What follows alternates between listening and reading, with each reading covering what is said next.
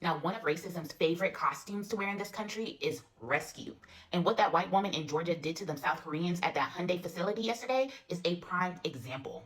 Hey, it's Dr. Scott here, professor of African American literature and culture. Let's rewind. Yesterday, a white woman bragged online that she tipped off ICE about South Korean workers at Hyundai's Georgia manufacturing sites. Now, her defense to why she said she did this, and I'm going to play the video of her stating this, was because she wanted to help them.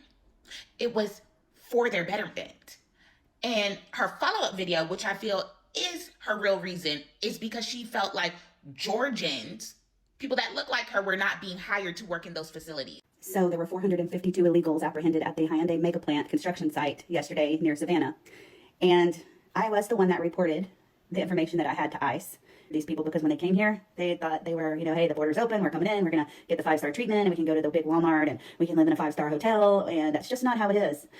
It's very bad conditions, very inhumane, and the Biden administration started a humanitarian crisis. So y'all can't just look at it like they're ripping good people off the job. They're probably saving their lives in the long run. The only people that are mad about this raid in Ellaville, Georgia at the Hyundai mega site are probably people that don't pay taxes, because in 2022, when they signed the agreement to bring that plant here and build it, they were given $32 million in tax breaks to employ Georgians, and they didn't. The Georgians never were hired temp to permanent. They had more of the people apprehended yesterday were Korean. They either were here illegally, overstayed their visas, or it was illegals working for the contractors and on the site. So they got all these tax cuts and never created jobs for Georgians. Now, yes, I understand that the workers in Georgia are Korean, but I want to bring up the Chinese Exclusion Act of 1882 because it's one of the clearest examples of how Asian immigrant labor has also historically been scapegoated in this country. This was the first major U.S. law to ban immigration based on race and nationality.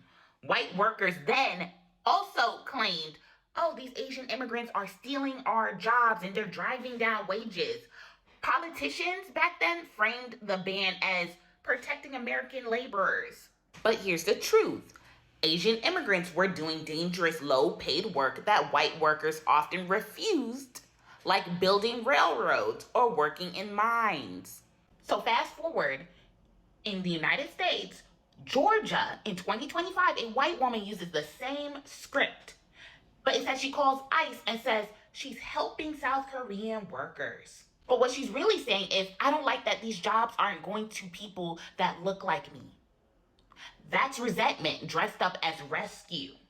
And it's all connected. Y'all are calling ICE on immigrants, marginalized people, to get them out of here for jobs that y'all aren't even qualified to do in the first place, or y'all have historically been refusing to do at all. At all. Only thing that she was looking to protect was white power and white privilege.